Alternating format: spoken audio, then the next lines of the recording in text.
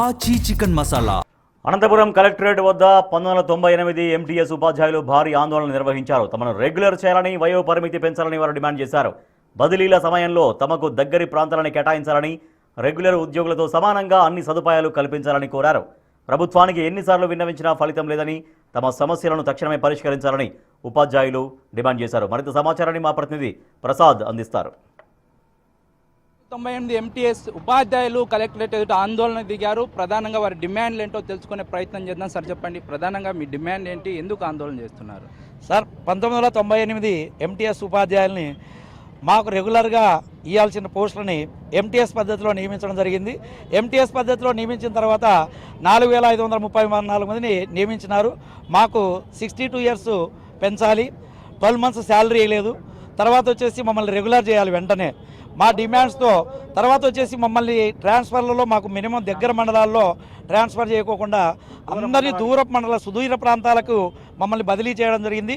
మాకు చాలని వేతనం, కనీసం మినిమం పెన్షన్ కూడా ఇప్పించాలి. రిటైర్డ్ అయినారు. ఇప్పటికే దాదాపుగా 4072 మంది జాయిన్ అయితే ఈరోజు 2600 మంది మాత్రమే ఉన్నారు స్టేట్ వైడ్. మన జిల్లాలో 536 మందికి కల్పించినటువంటి ఎంటీఎస్ టీచర్స్ని 489 మంది జాయిన్ అయితే ఈ రోజుకు ప్రజెంట్ స్టిల్ 350 మంది ఉన్నారు సార్. మిగతా వాళ్ళంతా రిటైర్డ్ అయిపోయినారు. ఈ రిటైర్డ్ అయిపోయిన వాళ్ళకు మినిమం పెన్షన్ కనీసం అంటే 20,000 రూపాయల పెన్షన్ ఇప్పించాలని మేము గవర్నమెంట్ను విజ్ఞప్తి చేస్తున్నాము. అదేవిధంగా మాకు 62 ఇయర్స్ పెంచాలి, అందరినీ ఎంటీఎస్ టీచర్స్ అందరినీ రెగ్యులర్ చేయాలి. ఇవి మా డిమాండ్ సార్.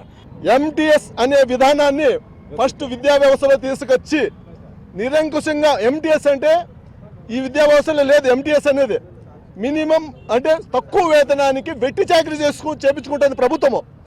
నిజంగా మేము ప్రభుత్వానికి గత 3 సంవత్సరాల నుండి ఎన్నో విజ్ఞాపనలు, ఎన్నో విన్నపాలు, ధర్నా చౌకులు అయితే పెద్ద భారీ ఎత్తున విజ్ఞాపన సభ చేశాం.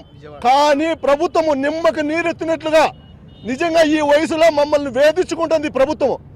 మరి నేను తెలుగుదేశం నాయకుడిని, గత మండల ప్రెసిడెంట్గా ఉన్నాను, సర్పంచ్గా ఉన్నాను, 25 సంవత్సరాలు తెలుగుదేశం పార్టీకి సేవ చేశాను. ఎన్నోసార్లు లోకేష్కి విన్నపించినాను. అయినా కానీ మా సమస్యలు పరిష్కరిస్తానంటున్నాడు. కానీ ఈ వయసులో ఉన్న ప్రతి ఒక్కరు 55 నుండి 60 సంవత్సరాల దగ్గర ఉన్న వ్యక్తులే దాదాపు 200 కిలోమీటర్లు ప్రయాణం చేసి ఈ వయసులో 32,000కు ఫ్యామిలీని పోషిస్తారంటే ఎవరైనా నమ్ముతారా?